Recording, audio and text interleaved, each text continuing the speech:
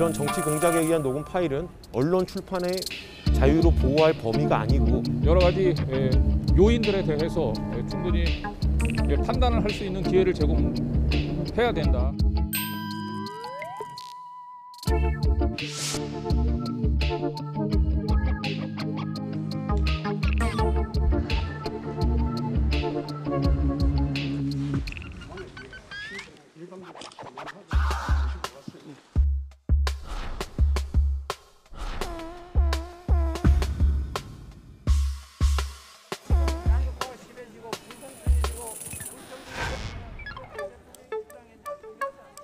구사하는 이 욕설의 수준이요. 한국어로 구사할 수 있는 최극악무도한 수준이거든요.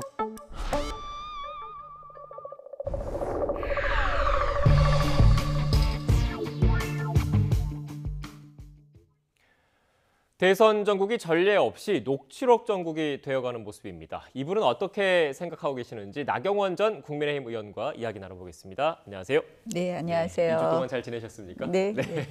알겠습니다. 본격적으로 여론조사 결과부터 살펴보고 이야기 나눠보겠습니다. 한국 갤럽 여론조사 결과가 나온 게 있는데요. 그래픽 띄워주시죠. 네, 민주당 이재명 후보는 34.9%, 윤석열 후보가 36.1%, 심상정 후보 3.9%, 안철수 후보는 13.5%를 기록을 했고요. 다른 여론조사 기관 결과도 있는데요. 함께 보시죠.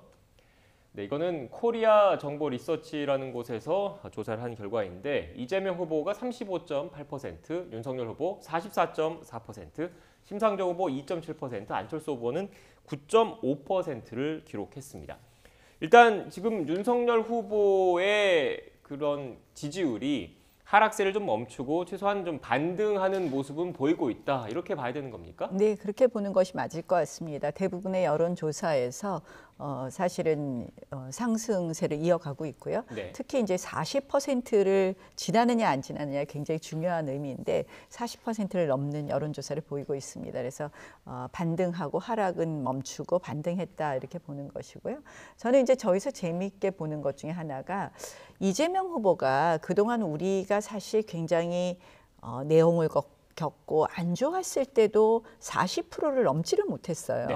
그래서 이재명 후보의 지지율은 여전히 박스권에서 있고 그 박스권에서 오히려 하락하고 있다. 이렇게 봐야 될 것 같습니다. 그러니까 이재명 후보 본인에 대한 호감, 비호감이 있을 것이고요. 또 하나는 결국은 정권 교체의 국민 여론이 아주 강하다 이렇게 봐야 될 것 같습니다. 네. 의원님 그런데 또 민주당 입장에서는 그 박스권이 아니라 비등점이라는 표현도 나오던데 어떻게 보면 지지하려고 하는 지지율이 올라가려고 하는 게 계속 누적되다 보면 결국 40%대를 돌파할 것이다 이렇게 또 생각할 수도 있을 것 같은데요. 뭐 민주당식 생각이라고 생각합니다. 네. 알겠습니다. 그러니까 지금 의원님께서 보시기에는 어떻게 보면 이재명 후보의 이런 지지율은 그 고정 지지층, 핵심 지지층이 총결집한 상태이고 여기에서 더 외연 확장을 못하고 있는 상황이다 이렇게 본다는 말씀이십니까? 예, 더 늘어날 게 없지 않나. 그리고 이제 지금 결국 보면 정권 교체를 원하는 국민들의 여론이 50%가 넘잖아요. 네. 그것으로 인해서 이재명 후보가 더 이상 치고 못 올라가는 것도 있고 하나는 이재명 후보 자체의 자질이나 도덕성 뭐 이런 부분에 대한 논란이 계속 이어가고 있기 때문에 결국 40%를 넘지 못한다 이렇게 보고 있습니다. 네. 앞선 그래픽 다시 한번 좀 보여주시겠습니까? 안철수 후보 지지율도 좀 봐야 될 것 같은데 일단 뭐 여론조사 기관마다 좀 차이는 있지만 그래도 안철수 후보가 두 자릿수 지지율을 보이고 있는 여론조사 결과가 상당히 많이 나오고 있거든요. 어떻게 해석해야 되겠습니까? 뭐 두 자릿수도 있고 최근에는 이제 뭐 10% 이하로 다시 한 자릿수로 가고 있기도 합니다. 근데 안철수 후보 지지율도 지금 이제 많이 노력을 하시지만 별로 전환점을 마련하기가 좀 어렵지 않나 이런 생각을 해요. 결국 안철수 후보 지지율은 윤석열 후보 지지율하고도 상당히 연관이 된다. 이렇게 보는 게 맞지 않나 이렇게 생각합니다. 네, 알겠습니다. 일단 뭐 야권 단일화 관련된 그래픽은 또 여론조사 결과는 잠시 뒤에 또 다시 한번 살펴봐야 될 것 같고요. 갤럽 조사에서 정당 지지도 그 결과도 좀 나온 게 한번 좀 띄워주시겠습니까? 일단 정당 지지도 민주당은 32.5%, 국민의힘은 37.9%를 기록을 했고요. 국민의당이 5.6%를 또 보였습니다. 그리고 또 최근 들어서 가장 주목받았던 이슈죠. 이른바 김건희 씨의 7시간 통화 방송에 대해서 어떻게 생각하는지를 좀 물었습니다. 김건희 씨 7시간 통화가 윤석열 후보 지지율에 미칠 영향에 대해서 질문을 했는데 보시는 것처럼 별 영향을 주지 않을 것이다가 40.8%, 긍정적인 영향을 줄 것이다가 12.4%, 반대로 부정적인 영향을 줄 것이다는 36.4%를 보였거든요. 같은 여론조사 기관에서 조사한 내용이기 때문에 앞서 윤석열 후보 지지율과 좀 연관성이 있다라고 봐야 되겠죠? 네, 그렇게 보는 게 맞으실 것 같고요. 결국 뭐 36.4%가 이재명 후보 지지율하고도 또 네. 같지 않습니까? 그래서 비슷한 그런 추세를 비슷한 뭐 일종의 내용이다 이렇게 보는 것이 맞다고 생각합니다. 네, 의원님 그런데 지금 보시는 것처럼 별 영향을 주지 않을 것이다 40.8% 그리고 긍정적인 영향을 줄 것이다도 12.4%나 기록을 했어요. 이유가 뭐라고 보세요? 사실은 이제 많이 뭐 민주당이 굉장히 기대를 했었죠. 그런데 오히려 이제 그동안에 불필요한 그런 논란들이 상당히 해소된 부분이 있습니다. 네. 뭐 줄리 의혹이라든지 이런 부분에 대해서 국민들께서 아, 이건 아니구나 하고선 확신하시게 되었고, 최근에 보면 김건희 대표 그 팬카페에 그 네. 회원 수가 뭐 100명, 200명대에다가 2만 명으로 늘어났다고 해요. 2만 명이 넘게. 그만큼 어떻게 보면 굉장히 뭐 말씀이 시원시원하다 이런 평가도 있는 것 같습니다. 그래서 전반적으로 이 뭐 영향이 없다, 긍정적이다 합치면 50%가 넘어요. 그래서 오히려 1차 방송은 굉장히 유리하게 작용한 부분이 있다 이렇게 봅니다. 네, 반대로 그러나 민주당이나 또 다른 일각에서는 네. 그 방송 내용 중에 뭐 미투 관련된 발언이라든지 네, 뭐. 아니면 그 기자에 대해서 1억 매수 논란이라든지 뭐 여러 부적절한 발언이 있었는데 이거는 어떻게 좀 좀 더 적극적으로 사과를 한다든지 비판을 받아야 한다는 지적도 사실 있는 게 사실이거든요. 저는 사실 이제 여론조사가 그렇게 네. 나와서 그 여론조사에 대한 해석은 그렇게 말씀드렸지만 사실은 굉장히 이 정치가 이렇게 가서는 되냐, 네. 대선이 이렇게 가서는 되냐 하는 그런 아주 정말 참 탄식이 나오는 그런 부분입니다. 사실 이제 이 뭐 사적 통화인 것처럼 가장해서 발언을 유도하고 그것을 7시간을 녹음해서 그걸 또 다른 매체에 줘서 공중파가 이것을 방송하고 이런 것은 예전에 뭐 이회창 총재 선거 때도 김대엽 공작 사건이 있었는데요. 그것과 다름이 없다. 그래서 이건 아주 뭐 질 낮은 그런 대선의 정치 공작이라는 생각이 들고요.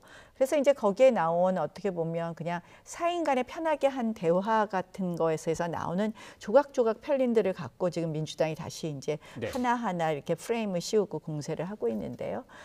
기본적으로 우리가 공적인 어떤 입장에서 한 이야기가 아니고 또 통화를 하다 보면 뭐 상대방에게 좀 장단을 맞추느냐고 하는 부분도 있고 그런 부분도 다소 있는 것 같습니다. 그러나 그럼에도 불구하고 미투 발언에 대해서는 뭐 어제 후보께서도 말씀을 하셨지만 매우 부적절했다고 생각을 합니다. 네, 알겠습니다. 일단 뭐 관련해서 좀 입장을 좀 들어봤고 앞서 저희가 야권 단일화 관련된 이야기를 했잖아요. 어제 그 권은희 국민의당 원내대표가 나오셔서 단일화 없다라고 계속 이렇게 말씀을 강조하긴 하셨지만 일각에서는 계속 얘기가 나오고 있는 게 사실입니다. 관련된 또 여론조사 결과가 있는데 한번 볼까요?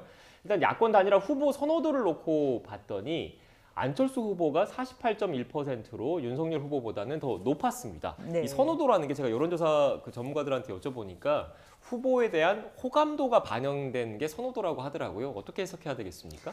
뭐 아무래도 이제 윤석열 후보는 네. 민주당에서 저 윤석열 후보가 안철수 후보보다는 세니까 비호감이 더 높지 않겠습니까?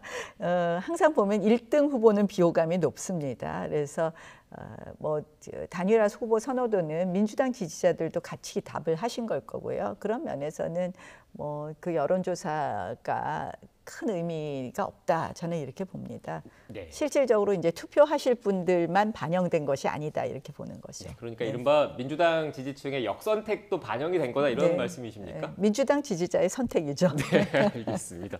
일단 뭐 여론조사 결과를 쭉 한번 살펴봤고 그 국민의힘 내부 이야기를 본격적으로 해봐야 될 것 같아요. 국민의힘 내부 그 경선이 끝나고 나도 화학적인 결합이 제대로 이루어지지 않았다 이런 지적들이 계속 나오고 있었는데 어제 홍준표 의원 그리고 윤석열 후보가 모처에서 만나서 회동을 했습니다. 그런데 논란이 또 불거졌더라고요. 보니까 그 이른바 전략 공천을 요구한 것 아니냐 이런 이야기가 알려지면서 좀 논란이 불거지고 있는데 어떻게 생각하십니까? 글쎄 뭐 항상 회동 뒤에는 늘 논란이 따라갑니다. 네. 항상 회동 뒤에는 논란이 따라가는데요. 뭐 홍준표 전 대표께서 후보 의원께서 뭐 요구하셨을 수도 있고 또 단순히 그냥 지나가는 말씀으로 언급하셨을 수도 있습니다. 근데 뭐 지금 대선 앞두고 우리가 가장 중요한 건 원팀으로 가는 것이기 때문에 이걸 잘 후보께서 잘 정리하실 거라고 봅니다. 제가 보니까 후보 리더십이 사실은 뭐 그동안 우리 당내 이준석 당대표와의 내용에서도 보여준 것처럼 양보할 건 양보하고 또 결단할 건 결단하는 리더십이라서 잘 마무리해서 원팀으로 가는 모양을 보여줄 것이다. 그리고 또 뭐 그것이 그렇게 오래 가지 않을 것이다. 이렇게 생각합니다. 네. 의원님께서 난처하실 수 있을 걸 알면서 또 이렇게 질문을 구체적으로 드리면 그 리더십을 보여주고 잘 정리해야 된다는 게 그 만약에 홍준표 의원이 실제로 서울 종로와 대구 지역에 전략 공천을 요구를 했다면 이거를 그 윤석열 후보가 받아들이는 게 잘 정리하는 겁니까? 아니면 안 받아들이는 게 잘 정리하는 겁니까? 전략 공천이라는 것은 사실 이제 어떻게 보면 우리 종로, 서초, 중남구는 사실 뭐 그리고 또 지금 저희 몇 개 나온 게 다 네. 저희한테 좀 유리한 지역들이에요. 그런데 이 전략 공천 지역은 사실 굉장히 당의 전략하고 맞물리는 거거든요. 그러니까 네. 앞으로 이제 대선 과도에서 지금 어떤 정치적 이유로 결정해야 될지 모릅니다. 그래서 뭐 홍준표 대표가 말씀하신 게 우리 전체 대선 승리에 도움이 되는지 안 되는지를 좀 저희가 계산해서 해야 될 것입니다. 그래서 그걸 섣불리 이건 받아야 됩니다, 안 받아야 됩니다라고 말씀드리긴 좀 어렵네요. 네, 그러니까 이 전략 공천 지역, 이 재보선 지역이 대통령 선거 당일날 같이 투표장에 가는 거지 않습니까? 그만큼 의미가 남다르고 특히 서울 종로 지역 같은 경우에는 정치적인 상징성이 있는 곳이기 때문에 그 윤석열 후보 개인이 독단적으로 할 게 아니라 당내 여러 의견을 수렴해서 논의 과정을 거치고 숙고해야 된다 이런 말씀이십니까? 그렇죠. 이것은 대선 전략하고 맞물린 것이다. 결국 후보 지지율이 이제 계속 앞으로 몇 번 출렁거릴 수도 있는데 그런 부분에 있어서 후보 지지율을 최대한 끌어들일 수 있는 부분에 있어서 뭐 어떻게 보면 앞으로 가다가 핵심 지지층을 끌어와야 되는 것이 더 필요할 수도 있고 어떻게 보면 2030을 끌어오는 게 필요할 수도 있고 또는 중도를 끌어올 수 있는 게 이게 앞으로 이 남은 40일 동안에도 상당한 변화가 있을 수 있거든요. 그런 면에서 조금 더 지켜봐야 된다. 그래서 종합적으로 판단해야 된다. 이렇게 봅니다. 네, 제가 웃으면서 자꾸 난처한 질문 드려서 죄송하긴 한데 의원님도 뭐 서울 종로라든지 물론 지역구가 계시지만 네.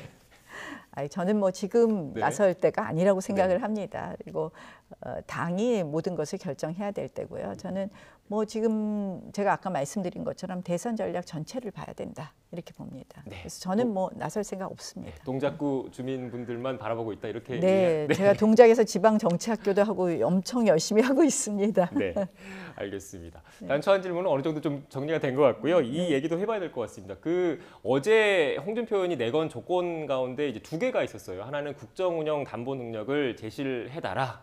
그리고 하나는 이른바 처가 비리에 대해서 엄단 의지를 표명해달라 이 두 가지였는데 앞서 이 공천과 관련해서는 이 국정운영 능력과 좀 연관된 부분이 아닌가라고 얘기를 했었고 두 번째 이 처가 비리와 관련된 엄단 의지는 어떻게 보면 윤석열 후보가 그동안 몇 차례 그 법과 원칙에 따라서 하겠다 비슷한 취지의 발언을 해왔기 때문에 이 부분 같은 경우에는 선거 그 운동에 적극 동참하기 위한 명분을 달라 이런 의미로 해석을 하시는 분들도 계시던데 어떻습니까? 글쎄 이제 뭔가 이렇게 본인의 명분을 만들고 싶으신데 이미 네. 이제 후보께서도 여러 번 말씀하셨어요. 뭐 처와 관련된 여러 가지 의혹에 대해서도 똑같은 법과 원칙에 따라서 해야 된다 이렇게 말씀하셨는데 저는 사실 이제 저걸 보면서 우리가 이제 늘 청와대에 새로운 주인이 들어가면 늘 친인척 비리가 가장 문제가 되지 않습니까? 네. 근데 문재인 대통령은 5년 내내 그거 아세요? 특별감찰관을 임명 안 했습니다. 청와대에는 특별감찰관을 두어서 청와대 친인척들을 비롯해서 그런 청와대 관계자들의 비리를 감찰하고 그것으로 사실 불거진 것이 박근혜 전 대통령 때 특별감찰관과의 충돌이 있지 않았습니까? 그런데 5년 내내 임명을 안 했어요. 저희가 계속 특별감찰관 임명하라고 그랬는데 사실은 뭐 청와대 스스로 사정을 안 받은 것이죠. 윤 후보는 아마 법과 원칙에 따라서 그런 부분을 철저히 하시지 않을까 이렇게 생각을 하고요.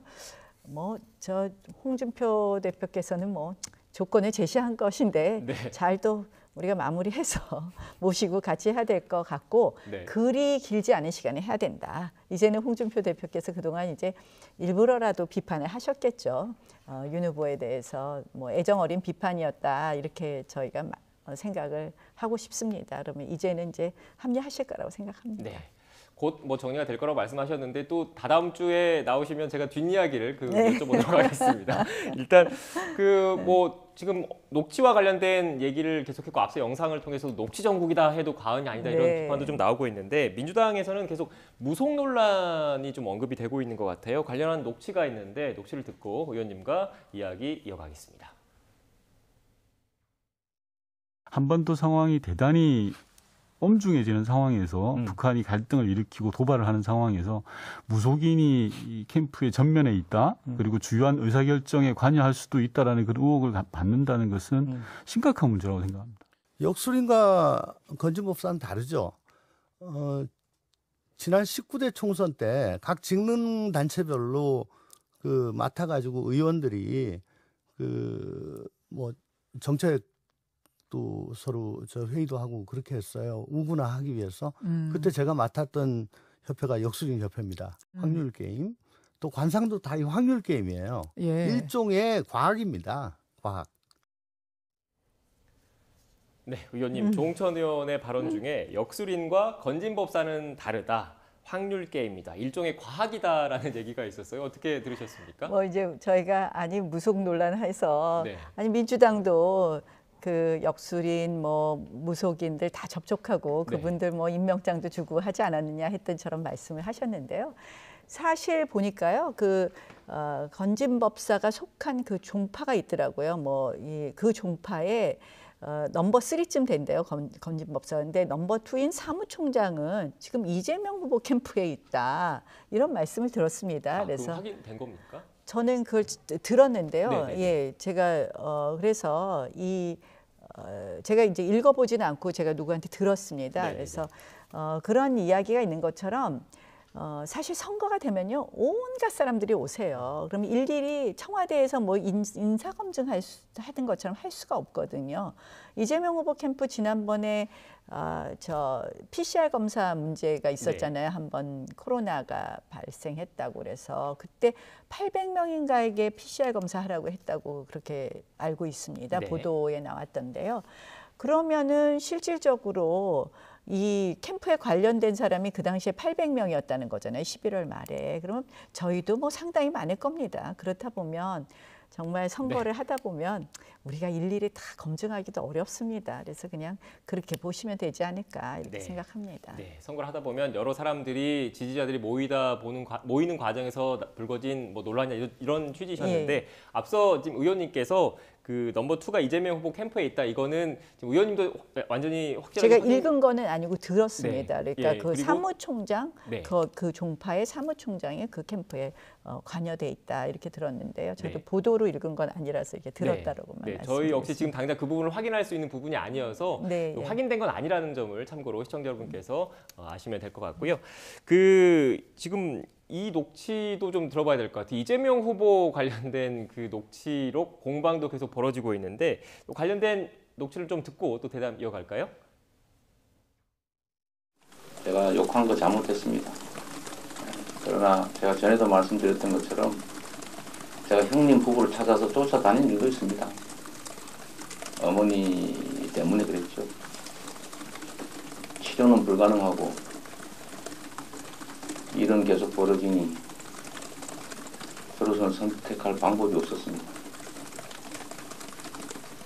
제가 부족했습니다.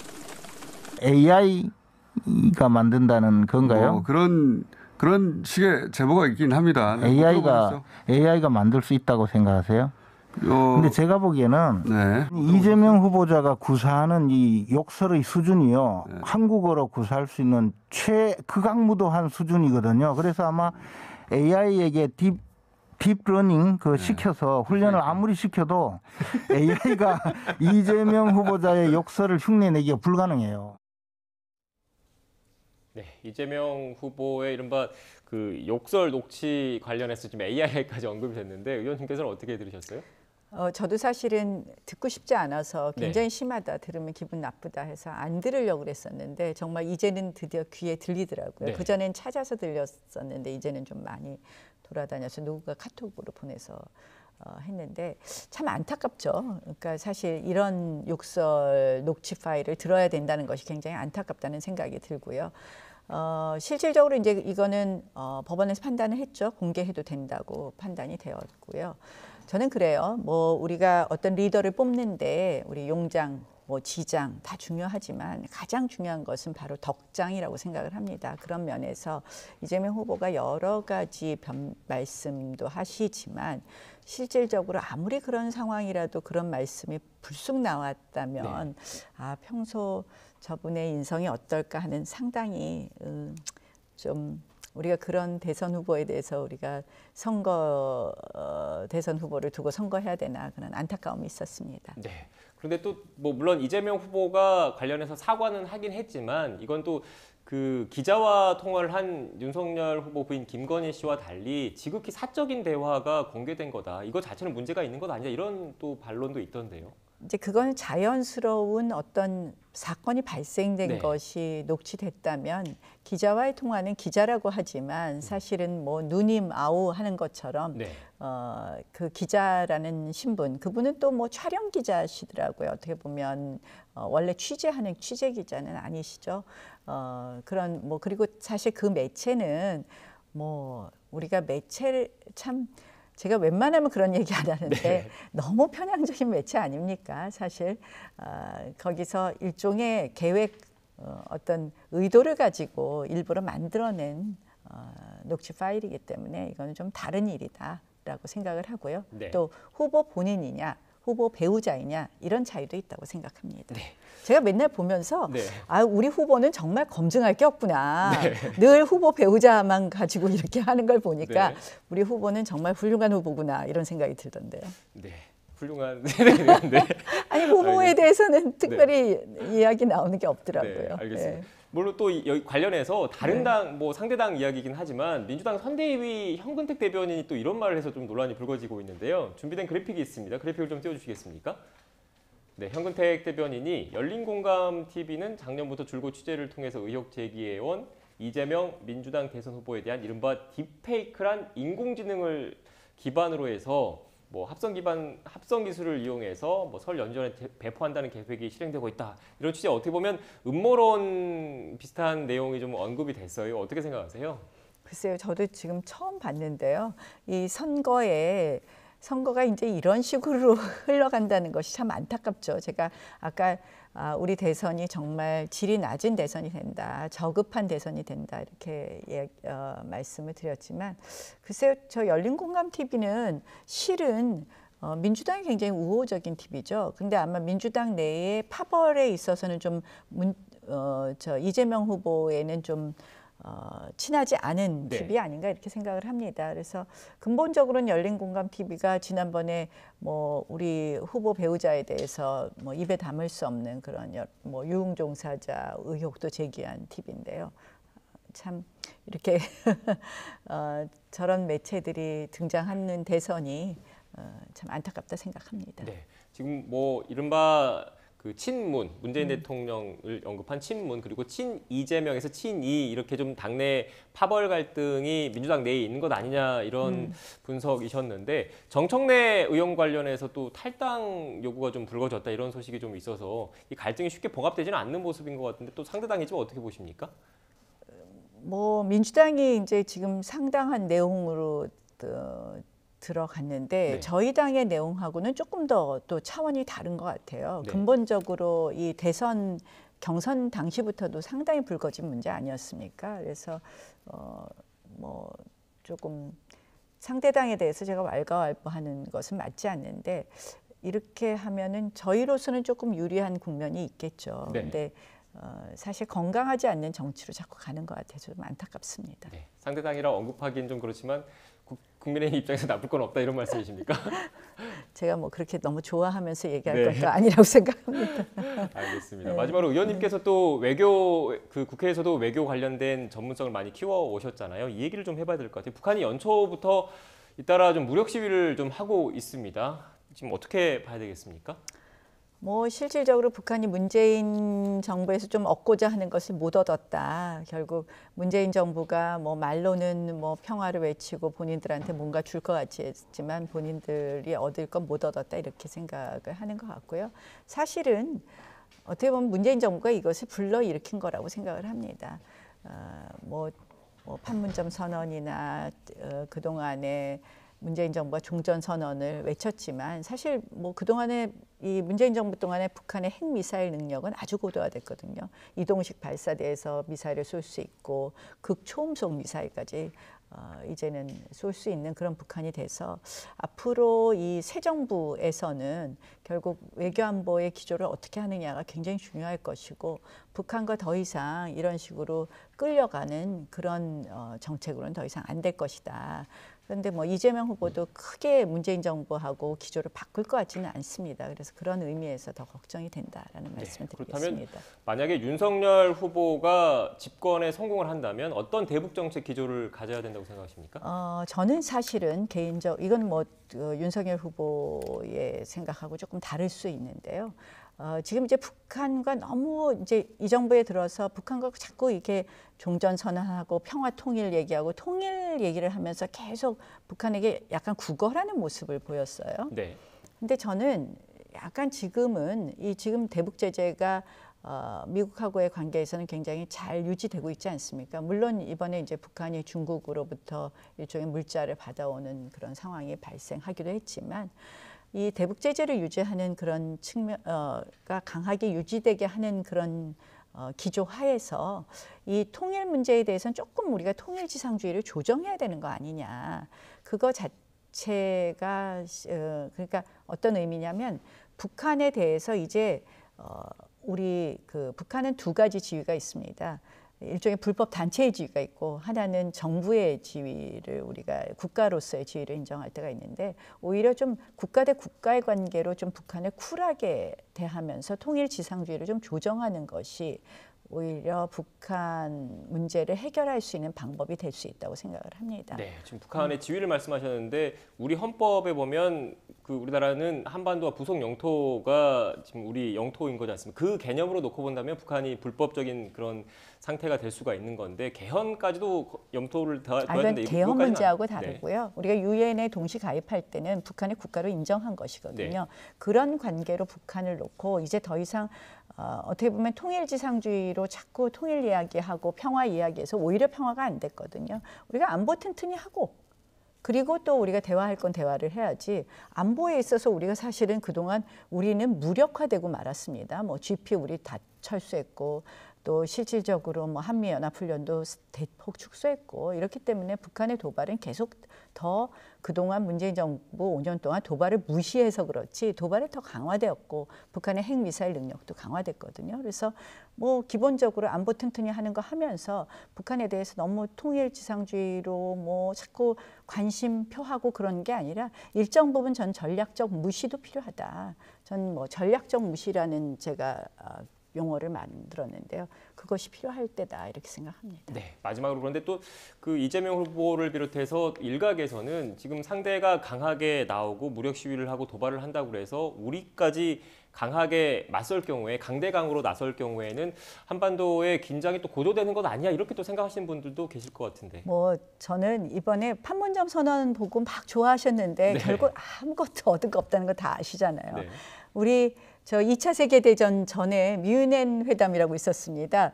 그때 독일하고 이제 평화를 만들었습니다 하고 영국의 체인벌린이 얘기했지만 네. 자 11개월 평화라는 얘기가 있습니다.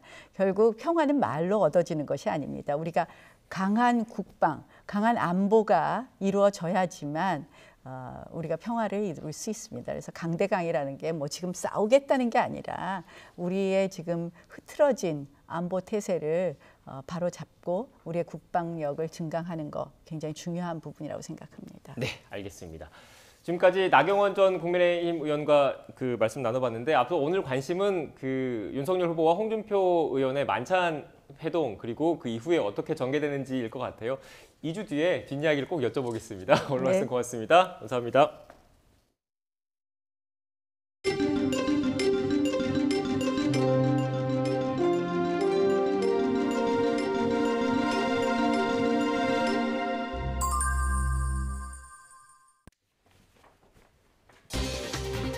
오미크론 변이가 빠른 확산세를 보이면서 신규 확진자가 6,603명으로 크게 늘었습니다. 27일 만에 확진자가 6,000명대로 증가한 건데 위중증 환자는 누적 488명으로 400명대로 줄었습니다. 내일쯤 국내 오미크론 검출률이 50%를 넘어 우세종이 될 것으로 전망됩니다. 정부는 평균 7,000명이 확진되면 코로나19 고위험군에 초점을 맞춰서 진단검사와 의료 대응이 이루어지는 오미크론 대응 체계로 전환할 계획입니다.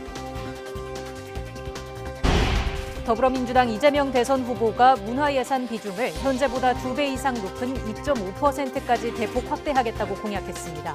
국민의힘 윤석열 대선 후보는 가상자산 산업 발전을 위해 금지 행위가 아니면 모두 허용하는 네거티브 규제 방식으로 전환해야 한다고 밝혔습니다. 지난해 직장 내 괴롭힘 신고 건수가 6,700여 건으로 전년 대비 16% 증가한 것으로 나타났습니다. 신고 유형별로는 폭언이 39.72%로 가장 많았고 부당 인사, 따돌림 순으로 조사됐습니다. 재벌가 인사 등에게 프로포폴을 불법 투약해준 혐의로 기소된 성형외과 의사가 항소심에서도 1심과 같은 징역 3년을 선고받았습니다. 이재용 삼성전자 부회장과 배우 하정우 씨 등은 이 의사의 병원에서 프로포폴을 불법 투약한 혐의로 유죄를 선고받았습니다. 북한이 최근 미국의 대북 제재 등에 반발해 잠정 중지했던 모든 활동을 재가동하는 방안을 검토하겠다고 밝혔습니다. 우리 군은 북한이 김일성 생일 110주년인 4월 15일에 맞춰 열병식을 준비하는 정황이 포착됐다고 밝혔습니다. 서울 낮 기온이 2도까지 오르겠지만 찬바람이 불며 종일 쌀쌀하겠습니다. 내일은 전국이 대체로 맑은 가운데 낮부터 추위가 누그러져 주말과 휴일에는 비교적 포근하겠습니다. 오미크론의 지역 확산이 본격화하며 코로나19 신규 확진자도 6,000명대 중반으로 치솟았습니다. 오늘 0시 기준 신규 확진자는 6,603명으로 전날보다 798명 늘었습니다. 국내 발생이 6,357명, 해외 유입은 246명입니다. 신규 환자가 6,000명대로 올라선 건 지난달 24일 이후 27일 만입니다. 위중증 환자는 전날보다 44명 줄어든 488명을 기록하며 지난해 11월 19일 이후 처음으로 400명대로 떨어졌습니다. 사망자는 하루 사이 28명이 늘어 누적 6,480명이 됐습니다. 코로나19 위중증 환자 수가 감소하는 가운데 병상 확충이 꾸준히 이어지면서 한때 90%에 근접했던 수도권 중환자 병상 가동률이 20%대 초반까지 떨어지며 완전하게 안정을 되찾았습니다. 중앙사고수습본부 집계를 보면 어제 오후 5시 기준 수도권 중환자 전담 병상 가동률은 전날보다 2.2%포인트 낮아진 23.4%를 기록했습니다. 지역별로 보면 서울 중환자 병상 가동률은 23.4%, 경기는 21.7%, 인천은 9.8%입니다. 전국 중환자 병상 가동률도 23.4%로 전날보다 2.1%포인트 낮아졌습니다. 코로나19 확진자가 6,000명을 넘어선 가운데 정부는 국내 발생 기준으로 평균 7,000명이 확진될 때 오미크론 대응 체계로 전환하기로 했습니다. 중앙사고수습본부는 해외 유입 규모를 뺀 지역사회 발생 기준으로 하루 평균 7,000명 확진이 평균 추세가 되면 오미크론 대응 체계로 간다고 밝혔습니다. 주 중반 이후부터는 확진자가 늘고 주말과 주 초반에는 확진자가 줄어드는 경향이 있는 만큼 하루 확진 규모가 아닌 전체적인 증가 추이를 보면서 전환 시점을 결정하겠다는 것입니다. 스위스 연구진이 팔에 붙이는 패치 방식의 차세대 코로나19 백신 후보에 대한 임상시험에 들어갔습니다.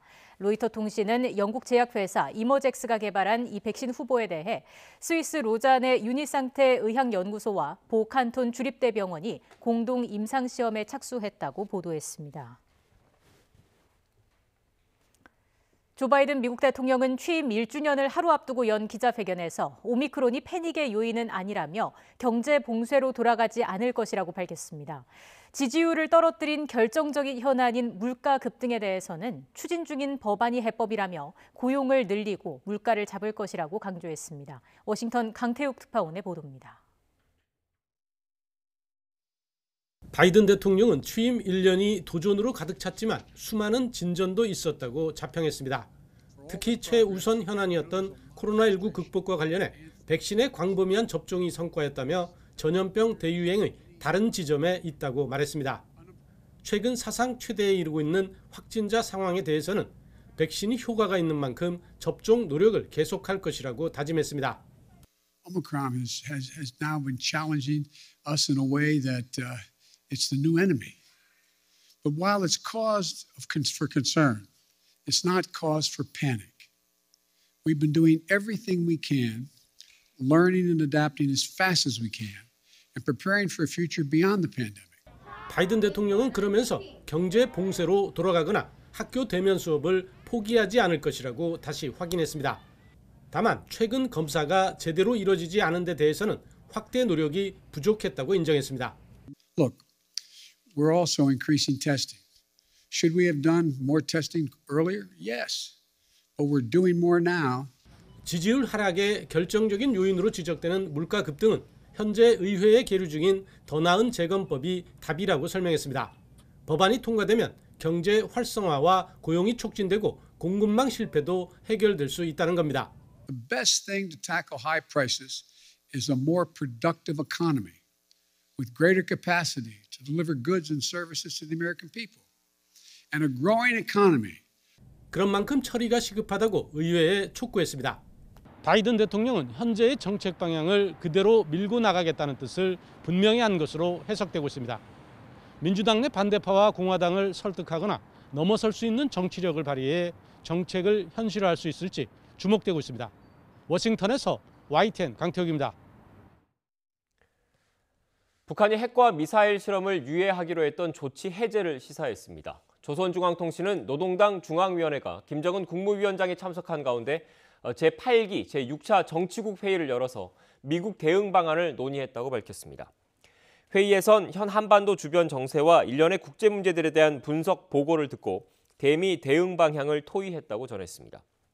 북한은 앞서 지난 2018년 4월 노동당 중앙위 전원회의에서 핵실험장을 폐기하고 핵실험과 대륙간 탄도미사일, ICBM 시험 발사를 중단하겠다고 선언한 바 있는데 앞으로 이런 중단 조치 해제 가능성을 시사한 것으로 풀이됩니다. 군은 북한이 김일성 생일 110주년과 김정일 생일 80주년을 경축하겠다고 밝힌 것과 관련해서 열병식 준비 정황이 있다고 밝혔습니다. 군은 열병식이 임박한 것은 아니고 통상 몇 달 전부터 준비에 들어가는 만큼 북한의 움직임을 예의주시하고 있다면서 이같이 말했습니다. 이에 따라 열병식은 다음 달 김정일 국방위원장의 생일이 아닌 김일성 주석의 생일인 오는 4월 15일 태양절에 맞춰서 진행될 가능성이 큰 것으로 관측됩니다. 북한의 이딴 탄도미사일 발사에 대해서 일본 언론이 국제사회의 대북 공조가 원활하지 않은 상황 속에 사실상 핵 보유국 지위를 굳히기 위한 것이라고 분석했습니다. 니혼게이자이 신문은 북한의 의도에 대해 이 틈에 주변국을 위협하는 전술 핵무기의 실전 배치를 추진해 사실상 핵 보유국을 노리고 있다고 분석했습니다. 지난해 12월 생산자 물가지수가 1년 만에 또 큰 폭으로 올랐습니다. 한국은행은 지난해 12월 생산자 물가지수가 1년 전 같은 달보다 9% 오른 113.22로 집계됐다고 밝혔습니다. 항목별로 보면 국제유가 상승 등의 영향으로 석탄과 석유 제품이 61.3% 폭등해 전체 물가 상승률을 이끌었습니다. 2021년 한 해 평균으로 보면 평균 생산자 물가지수는 1년 전보다 6.4% 오른 109.6으로 2011년 이후 10년 만에 가장 높은 상승률을 기록했습니다. 새해 들어 지정학적 위험이 확대되면서 국제 유가가 무섭게 오르고 있습니다. 배럴당 100달러 시대가 다시 오는 게 아니냐는 우려도 나오고 있습니다. 김원배 기자입니다. 현지 시각 19일 뉴욕 상업거래소에서 서부 텍사스산 원유 가격은 1배럴에 $1.53, 약 1.8% 상승한 86달러 96센트에서 거래를 마쳤습니다. 이는 지난 2014년 10월 8일 이후 7년여 만에 최고치입니다. 서부 텍사스산 원유 가격은 올해 들어서만 15% 넘게 올랐습니다. 브렌트유도 1% 넘게 오르며 1배럴에 88달러 44센트에서 장을 마감했습니다. 브렌트유는 장중한 때 89달러 5센트까지 올라 2014년 10월 13일 이후 최고를 기록했습니다.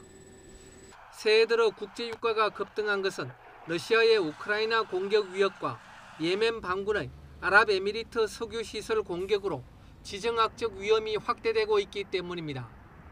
러시아는 세계 두 번째 산유국이고 아랍에미리트는 오펙, 즉 석유 수출국 기구 회원국들 가운데 세 번째 산유국입니다.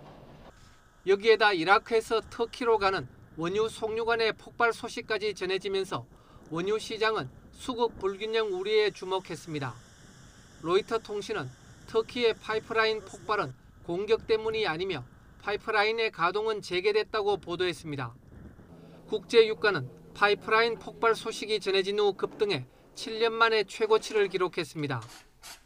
국제에너지기구 IEA가 월간 보고서에서 올해 원유 수요가 코로나19의 세계적 대유행 이전 수준으로 증가할 것이라고 전망한 점도 유가를 끌어올렸습니다.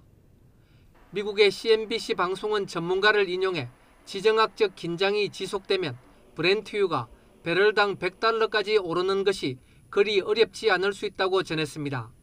YTN 김원배입니다. 건강보험 지역가입자가 벌어들이는 연 1,000만 원 이하의 금융소득에도 건보료를 부과하는 방안이 추진됩니다.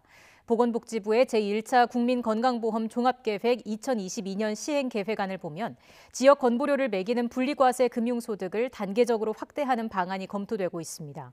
다만 소액의 이자나 배당소득에는 건보료를 부과하지 않도록 설계할 계획입니다.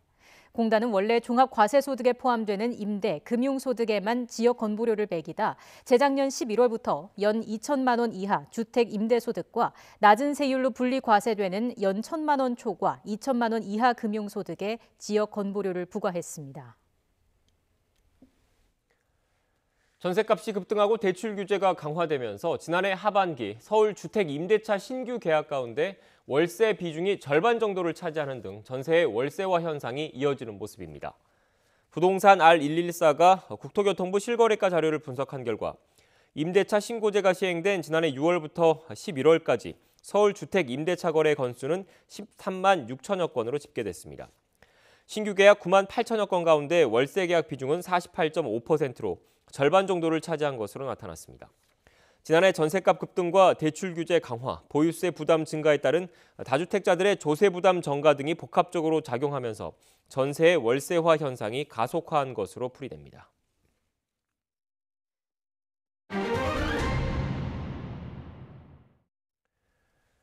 임기를 넉 달 남긴 문재인 정부가 대선 후보들에게 최근에 집값 안정세가 대규모 개발 공약 때문에 흔들릴 수 있다면서 견제구를 날렸습니다. 하지만 현 정부의 부동산 정책과 차별화를 노리는 두 유력 후보의 규제 완화 경쟁 계속될 것으로 보이는데요. 이런 가운데 정부는 오는 3월에 1가구 1주택 종부세 등을 완화하겠다고 밝혔습니다. 취재기자 연결하겠습니다. 권남기 기자. 네, 경제부입니다. 네, 먼저 어제 열렸던 부동산 시장 점검 관계장관 회의 얘기부터 해보죠. 홍남기 부총리가 대선 관련 언급을 한 것 같습니다. 네, 그렇습니다. 홍 부총리는 한 달에 2번 정기적으로 열리는 부동산 관련 회의에서 공개적으로 대선 후보들을 겨냥한 말을 꺼냈습니다. 직접 들어보시죠. 일부 지역의 주택 가격이 선거 과정에서의 대규모 개발 공약에 영향을 받는 조짐도 있어서 정부는 심각한 우려를 가지고 특이 동향에 대하여 면밀히 모니터링 중에 있습니다. 부동산 시장의 안정은 여야 그리고 현 정부와 차기 정부를 떠나서 추구해야 할 공통의 지향점이므로 네, 정리하면 대선 후보들의 부동산 개발 공약 때문에 최근 안정 흐름을 보이는 집값이 다시 영향을 받고 있으니 조심해줬으면 좋겠다는 의미입니다. 네, 그러니까 정리를 해보면 현 정부 입장에선 부동산 시장이 이제 안정 흐름을 보이는데 이렇게 개발 공약이 쏟아지니까 당연히 탐탁치 않다 이렇게 봐야 되는 겁니까? 네, 그렇습니다. 지난 5년의 집값 폭등세가 이제 겨우 잡힐만 한 것 같은데 유력 대선 후보들은 경쟁적으로 부동산 규제 완화 공약을 내놓고 있습니다. 국민의힘 윤석열 후보부터 보면 최근에 광역 급행철도 GTX 연장 카드를 꺼내들었습니다. GTX는 노선에 따라 집값에 큰 영향을 미치는데 실제 공약 발표 뒤에 몇몇 지역 가격이 꿈틀거리기도 했습니다. 윤 후보의 말 들어보시죠. GTX 3개 노선 중 AC 노선을 평택까지 확장하겠습니다. 김포에서 서울 강남을 거쳐 8당으로 수도권 남부를 동서 방향으로 연결하는. 네, 더불어민주당 이재명 후보도 서울 아파트값과 직결되는 재개발, 재건축 활성화를 약속했습니다. 이 후보의 말도 들어보시죠. 역대 민주정부는 재개발, 재건축을 과도하게 억제한 측면이 있습니다. 그러나 재개발, 재건축을 금기시하지 말고 국민의 주거 상향 욕구도 존중해야 합니다.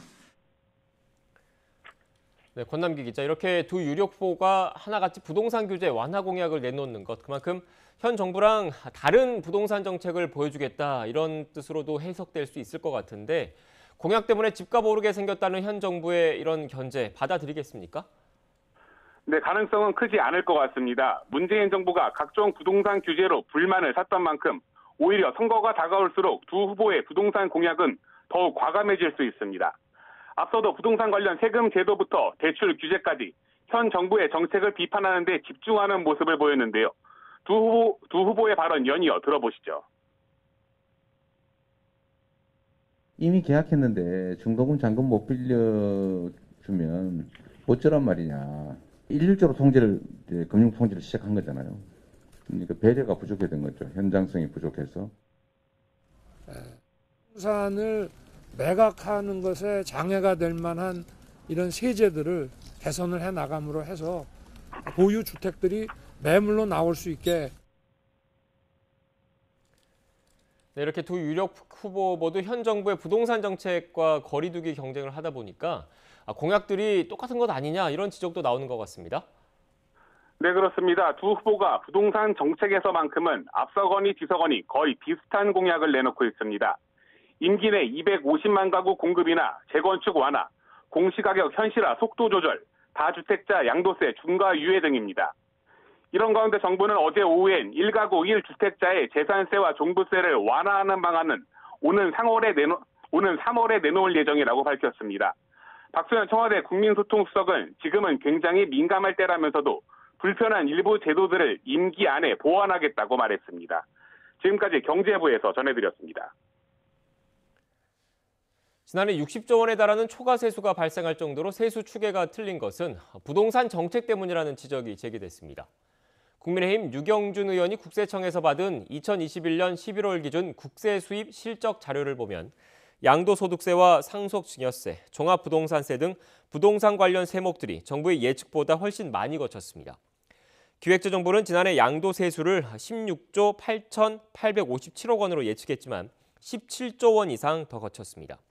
상속증여세는 9조 999억 원을 예측했지만 11월까지 14조 459억 원이 거쳐서 실적이 본 예산의 1.5배였습니다. 종합부동산세는 본 예산 때 5조 1,138억 원이었지만 고지액은 8조 5,681억 원에 달했습니다.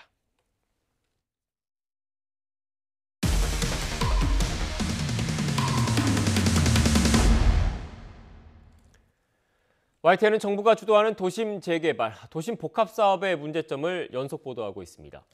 정부는 야심차게 사업을 추진하고 있지만 1차 대상지와 후보지로 선정된 지구 60여 곳 가운데 절반 넘는 곳에서 반대 운동이 벌어지고 있습니다. 가장 주된 이유, 재산권 침해인데 정부는 첫 대상지를 발표하기도 전에 이미 이런 문제점을 인식하고 있었습니다. 강희경 기자입니다. 도심 공공주택 복합사업은 국토교통부가 후보지와 예정지구를 차례로 추린 뒤 주민동의 요건 등을 충족한 곳을 본지구로 지정하는 순서로 진행됩니다. 현재 본지구로 최종 선택된 지역은 예정지구 9곳 가운데 전체 7곳, 후보지까지 포함하면 전국 65곳에 이릅니다. 문제는 사업이 코앞에 다가온 본지구뿐 아니라 후보지에서도 벌써부터 파열음이 거세다는 점입니다.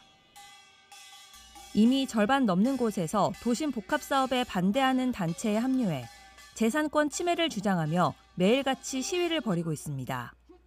공공주도 복합사업 즉시 폐지하라! 삼양역 북측 후보지에 사는 김원년 할머니. 아픈 남편의 치료비를 마련하려고 집을 내놓았지만 팔리지 않아 그냥 임종을 지켜볼 수밖에 없었습니다. 집을 내놓아야 되는데 제가 봐야 되니까는 집에 안 나가요. 그래갖고 그냥 치료도 못 받고 그냥 집에 있어서 돌아가셨어요. 몸도 안 좋은데 자기가 이렇게 돈도 없이 이렇게 놓고 간다고. 빚을 내 남편 병간호를 하는 신재은 씨도 집을 팔아야 하는데 찾는 사람이 없습니다. 먹고 사는 거 병원비 이자 더 안 받아요. 근데 요것도 지금 이거 갖고도 힘들어서 정리를 해야지 어쩌지 이러고 있는 상황에 묶어놔 버리니까는. 재개발 후보지인데 왜 집이 팔리지 않는 걸까? 도심복합사업 관련 법안이 국회에서 통과된 지난해 6월 29일 이후 신규 매수자들은 아파트 분양권을 받지 못합니다. 대신 현금으로 보상받는데 얼마가 될지는 재개발이 시작된 이후에나 알 수 있습니다. 이런 불확실성 때문에 투자 가치가 높지 않아 사려는 사람이 없는 겁니다. 투기를 막기 위해서 뭐 어쩔 수 없다는 측면은 있겠지만은 거기 사는 주민들한테는 재산권 피해가 상당히 큽니다. 사업이 잘 진행되더라도 몇 년 이상 그 상태에서 이제 거주를 해야 되는데 이건 너무 가혹하거든요. 아직 후보지조차 아닌 곳이라도 나중에 대상지로 지정되면 마찬가지로 재산권 행사에 제한을 받습니다. 그냥 빌라 매매 계약을 했는데 내가 여기는 이사 대책이고 뭐고 아무런 생각도 안 했다가 후보지로 지정이 됐다. 그러면 하루아침에 현금 청산자로 바뀌어버린다는 거죠.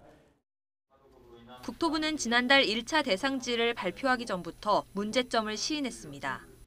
시장 과열 우려 때문에 그렇게 했던 것인데 선의의 피해자가 있을 수가 있습니다. 그래서 이분들에 대한 구제 방안은 좀 검토를 해서 관련 법 시행 이후 100일 만에 첫 사업지를 지정했다고 홍보한 국토부. 속도를 지나치게 강조한 나머지 완성도를 놓친 졸속 행정이라는 비판이 나오고 있습니다. YTN 강희경입니다. 더불어민주당 이재명 대선 후보와 국민의힘 윤석열 후보의 지지율 격차가 급격히 줄며 오차범위 안 초접전을 벌이는 것으로 나타났습니다. 엠브레인 퍼블릭, K스탯 리서치, 코리아 리서치, 한국 리서치가 지난 17일부터 사흘 동안 전국 유권자 1,000명에게 물어본 결과 민주당 이재명 후보의 지지율은 한 주 전보다 3%포인트 내려간 34%를 기록한 반면 국민의힘 윤석열 후보는 5%포인트 상승한 33%로 집계되면서 두 후보 사이의 격차는 1%포인트로 줄었습니다. 국민의당 안철수 후보의 지지율은 12%였습니다. 야권 후보의 단일화 필요성을 묻는 질문엔 46%가 필요하다, 42%가 필요하지 않다고 답했으며 단일화가 이루어진다면 윤석열 후보로 돼야 한다는 응답이 34%, 안철수 후보로 돼야 한다는 응답이 40%를 각각 차지했습니다. 정당 지지율은 더불어민주당이 36%, 국민의힘 32%, 국민의당 7%, 그리고 정의당이 4% 순이었습니다. 전체 질문지 등 자세한 내용은 전국지표조사 홈페이지나 중앙선거 여론조사심의위원회 홈페이지를 참조하면 됩니다.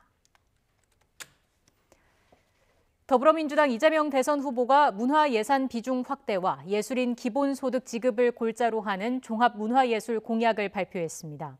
이 후보는 오늘 오전 서울 인사동에서 진행한 문화예술인 간담회에서 국가 재정에서 문화예산이 차지하는 비중을 현재보다 2배 이상 높은 2.5%까지 대폭 확대하겠다고 공약했습니다.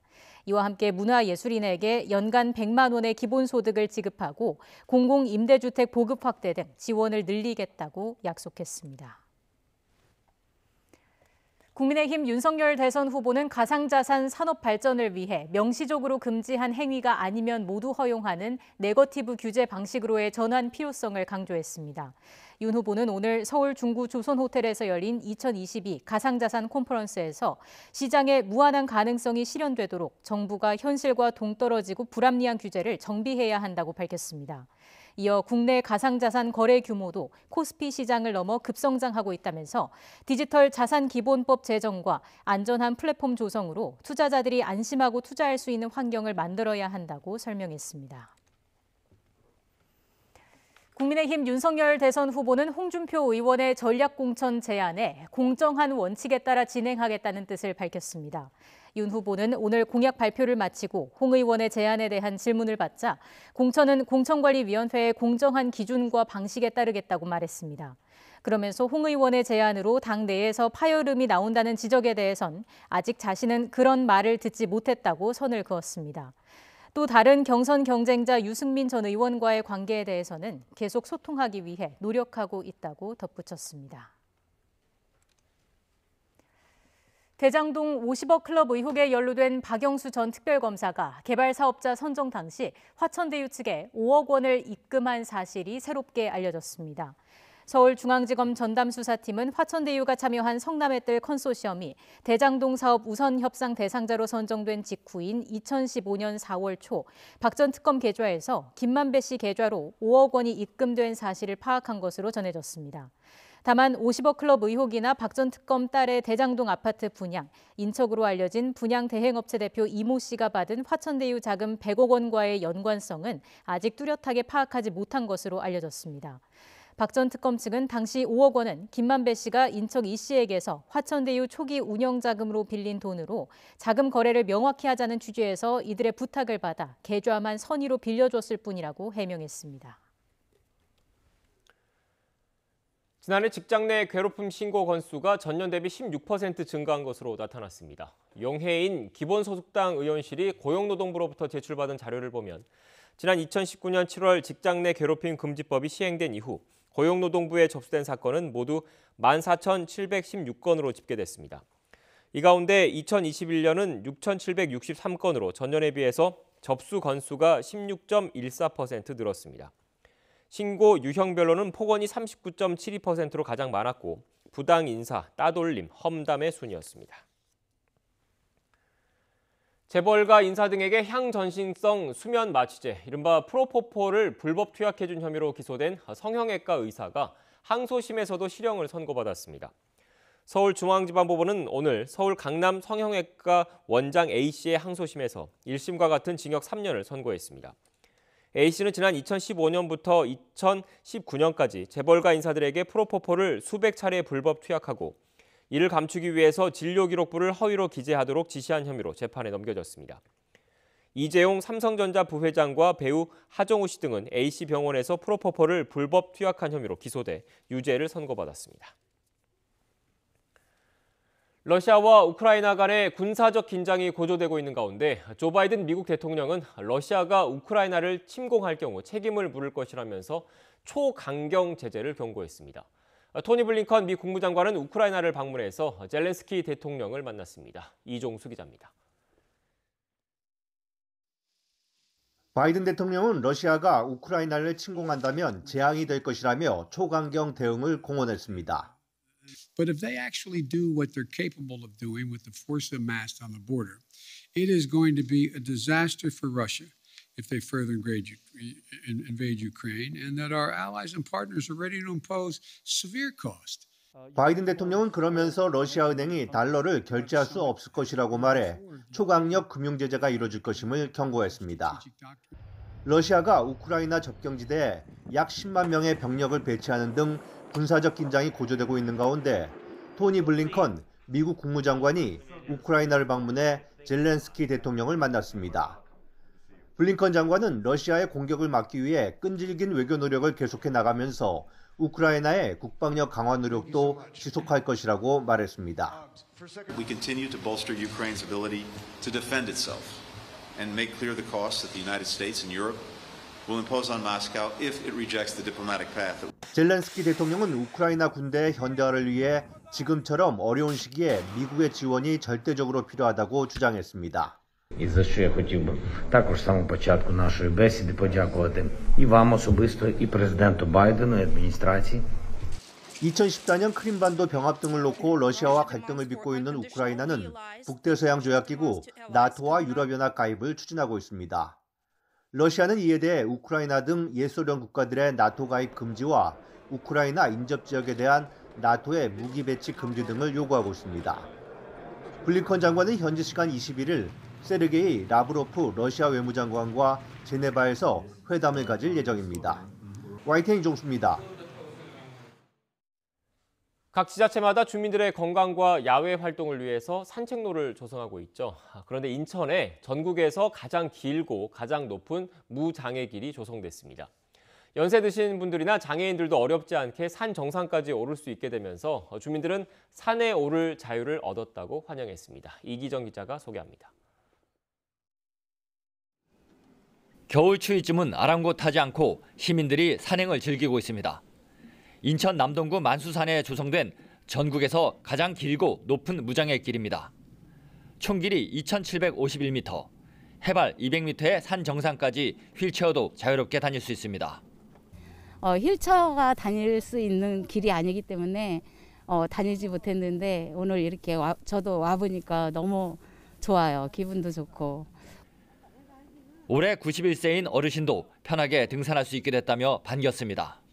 한적한 길을 자유로이 통과할 수 있고 보행할 수 있고 우리만 그런 게 아니라 대한민국 사람들이 다 올 수가 있어요. 얼마나 감사한지.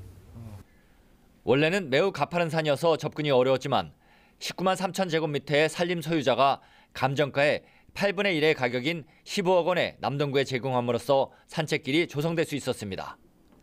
시내가 한눈에 조망되는 정상에서는 이출과 일몰도 감상할 수 있어서 개장 한 달 만에 찾는 사람들이 급증하고 있습니다. 한 달에 2, 3천여 명이 다녀가셨지만 무장애 나눔길이 조성된 이후로는 한 달에 약 3만여 명이 다녀가는 남동구의 명소가 되었습니다. 산 정상까지의 전 구간을 경사도 8% 미만으로 설치한 나무데크는 지역 경제도 고려해 국산 목재를 사용했습니다. 천혜의 자연환경을 누구나 자유롭게 누릴 수 있어야 한다고 생각했고요. 코로나19 장기화로 답답한 일상이 계속되는 상황에서 잠시나마 숨통을 틔우고 위로를 줄 것으로 기대하고 있습니다. 젊은 세대는 물론 체계적 건강 관리가 어려웠던 취약계층과 고령층 시민들은 만수산이라는 이름처럼 더 오래 건강하게 유한하며 무장의 길을 걷고 있습니다. YTN 이기정입니다.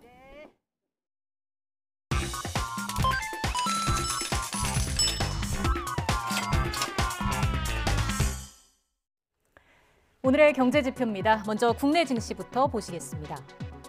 장 초반 뚜렷한 방향을 잡지 못하던 코스피, 이제는 상승 흐름을 탄 모습입니다.